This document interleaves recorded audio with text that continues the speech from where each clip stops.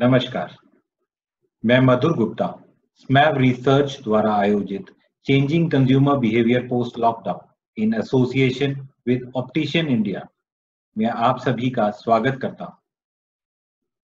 Unlocking the power of research by understanding the end consumer and their behaviour. इस web series में हम industry के कई दिग्गज एक्सपर्ट्स के साथ आज बात करेंगे, जो कि देश भर से सबसे प्रोमिनेंट रिटेल आउटलेट्स को बिलोंग करते हैं। Today we have with us the page 3 personality of the optical industry, Shri Navneet Kalraji. He is the managing director, Dayal Opticals India Private Limited in Khan Market.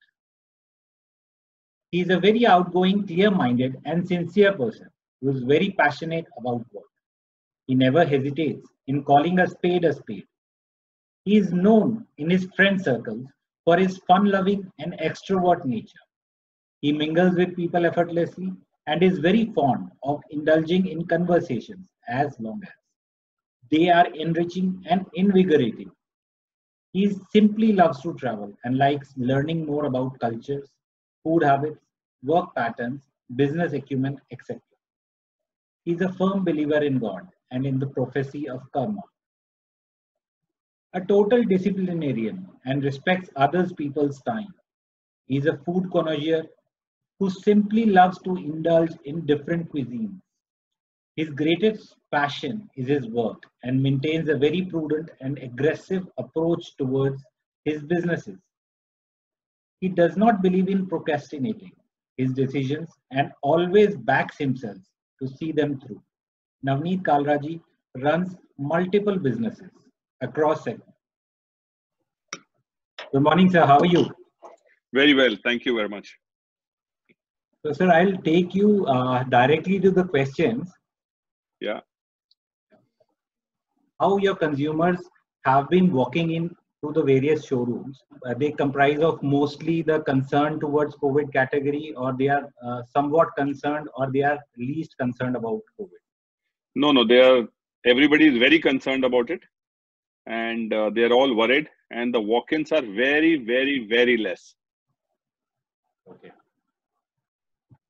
Whoever is coming to the showroom, are they leaning towards the health platform more, or they still have fashion at the back of their mind? See, I am into luxury. So most of my clients are inclined towards fashion. But health is also a very important part. So they want the showrooms to be clean. They want the glasses which they are trying should be sanitized. So they are worried on that too. Right. Now, if we say pre-COVID, before this pandemic started, what were the main category of consumers that your showrooms attracted? Were they the returning ones or the new ones? It's a mixed bag of both, returning ones as well as new ones. We get a lot of tourists. But since the time the COVID fear is there from January 2020, the tourism had gone down. Right. So if we say, pre-COVID era, the percentage of the returning ones to the new ones would be say 80-20, 70-30. What exactly was the earlier scenario? So 70% were new ones and 30% were returning ones. Okay. And now post-COVID, is there any change in this ratio? Yeah, it is mostly the returning ones now. Yeah. There are no new ones. Right. So, if we talk about the returning consumer, what exactly is their change, you have noticed in their behavior? See, right now, everybody is worried about the COVID. So the change again is the fear factor which they have in their mind. So when they are entering the showroom, they want everything to be cleaned. Everybody should be maintaining the social distance and the glasses should be clean. So the behavior of the customer is just to come and get their shopping done and return quickly. Right. Okay. Now, if we say, there would be a few new buyers as well. Now, what would be the main reason why they are attracted towards your showrooms? Why they are attracted? Because of our the reputation of our brand and they know that we carry luxury and we always have the latest products in our stores. Now we say, what all measures, as you have mentioned that, the consumers have been asking for cleanliness, hygiene and all, what kind of measures at the retail level are to be taken so that your consumers, their perceived risk of COVID is removed from their minds? So the most important is cleaning of the glasses and sanitizing them. That is the most important with the consumer's mind, is that if I have to try this sunglass, I hope it is cleaned and I hope it is sanitized. Okay. And what all measures have, brand Dayals have been taking for ensuring these measures? So we have, for an example, we have 3 stores to 4 stores in a market known as Khan Market, which is very popular. So we are attending 1 customer or 2 customers at a time at 1 store. We are not allowing it to be crowded. So if we have a 3rd customer coming to the same store, we take it to the other store so that the store is empty and there is social distancing which is maintained. Right. In your opinion, in this particular scenario, what all measures can be taken to increase the footfall? See, I think we can't, as an individual businessman, we can't take any measures. We can only try and keep our stores sanitized and keep them safe. But the most measures should be taken by the government. And till the time this fear is gone of COVID, the footfalls will not increase. Is there a role of communications, as in, if we do social media marketing or anything? We are doing it, but it has a very small role in that to increasing the footfalls, because right now the footfalls, everybody is seeing the media. So media plays a very important role. As soon as last week the footfalls were increasing, then there was a report in the media that there are 5 lakh cases again. So the fear is still there. Till the time we get a vaccination and till the time this problems are solved, I don't think the footfall will increase.